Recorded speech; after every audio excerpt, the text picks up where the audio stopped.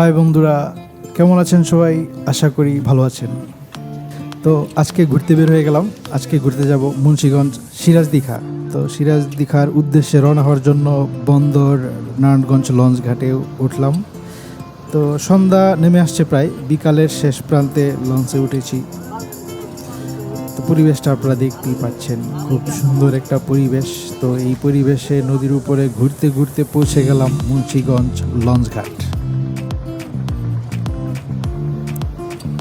পরিবেশটা দেখতেই পাচ্ছেন বন্ধুরা, খুব সুন্দর।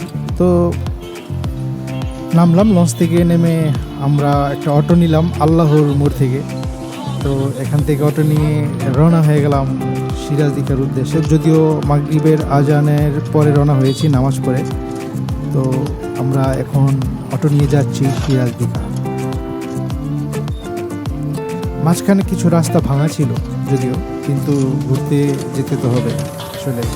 আর এমনি মোটামুটি পরিবেশটা খুব ভালো, যদিও মানে সন্ধ্যার পরে গেছি। তো দেখা যাচ্ছে সিরাজ দীঘা থানা। তো থানাটা একদম সিরাজ দীঘার একদম মেন সেন্টারে। তো এখানে গিয়ে পৌঁছালাম, পৌঁছে রওনা হয়ে গেলাম সিরাজ দীঘা বাজারের ভিতর দিয়ে, গলি দিয়ে যে বিষয়গুলো আছে আপনাদের দেখাচ্ছি। এটাই সিরাজ দীঘা শহরটা আর কি। তো সিরাজ দীঘা আসলে মিষ্টির জন্য, ক্ষীরমালাইয়ের জন্য, পাতক্ষীরের জন্য খুবই বিখ্যাত। তো আমরা এই যে মিষ্টির দোকানগুলা দেখতেই পাচ্ছি সিরাজ দীঘা মোড়ে। আসলে বিশেষ করে একটা পাতক্ষীর আছে, এই যে এই ক্ষীর ঘরের দোকানে পাওয়া যায়। এটার জন্য বেশি বিখ্যাত সিরাজ দীঘা, আর মিষ্টির জন্য বিখ্যাত মোটামুটি। তো এই যে সিরাজ দীঘা বাজারের মোড়টা আপনাদের দেখাচ্ছি। তো এই মোড়ের মধ্যে কয়েকটা দোকান একসাথে। তো চলুন দেখি বন্ধু কী কী পাওয়া যায়, কী কী মিষ্টি। খুব মজাদার আসলে, আমি খেয়েও টেস্ট করেছি, অসাধারণ আসলে, লোভনীয় মিষ্টি। তো লোভনীয় খাবার। তো এর মোড়েই দেখতে পাচ্ছি এক আপু পিঠা বানাচ্ছে।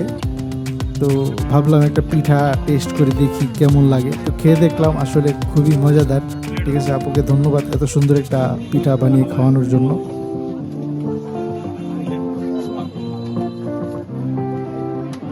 তো খুব সুন্দর দোকানটা, আসলে খুব সুন্দর পরিবেশ, পরিষ্কার পরিচ্ছন্ন। এই জন্য আসলে ভাবলাম যে একটা পিঠা খাই। তো এই যে মোড়টা সিরাজ দীঘার।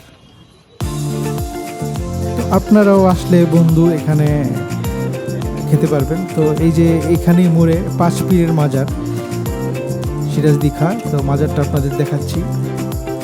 তো মাজারের ভিতরে গেলাম, মাজার জিয়ারত করলাম, মোনাজাত দিলাম। তারপর এশার আজান হয়ে গেল, আর এশার নামাজ পড়ে আমি বাসার উদ্দেশ্যে রওনা হয়ে গেলাম। সিরাজ দীঘা ঘোরা বন্ধুরা এ পর্যন্তই শেষ।